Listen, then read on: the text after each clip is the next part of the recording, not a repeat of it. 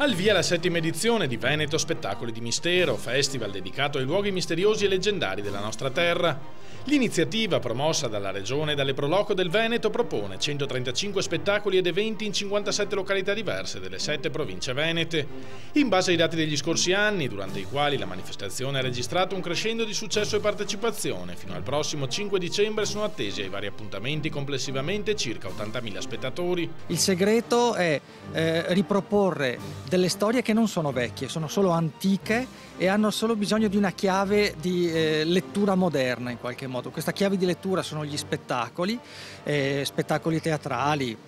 presentazioni di libri, giochi per bambini, visite guidate, itinerari animati nei luoghi più disparati, dai boschi alla laguna, passando per le città d'arte e per i borghi medioevali.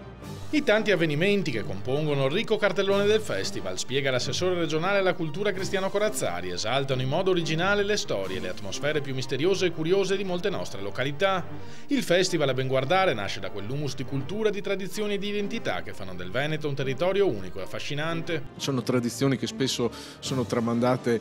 di famiglia in famiglia oppure nelle piccole comunità, nei nostri contesti rurali, e non a caso le iniziative di questo festival si svolgono nella provincia veneta, principalmente nei piccoli borghi, nei piccoli paesi, sono radicate e distribuite su tutto il territorio, su tutte le nostre province. Un allestimento non facile a causa delle inevitabili riduzioni di finanziamenti dovute ai trasferimenti sempre minori da Roma alle regioni e reso possibile solo dal lavoro dei circa 6.000 volontari delle Pro Loco e delle associazioni che hanno dedicato gratuitamente il loro impegno per realizzare la manifestazione. I volontari delle Pro Loco e le Pro Loco stesse hanno detto no, noi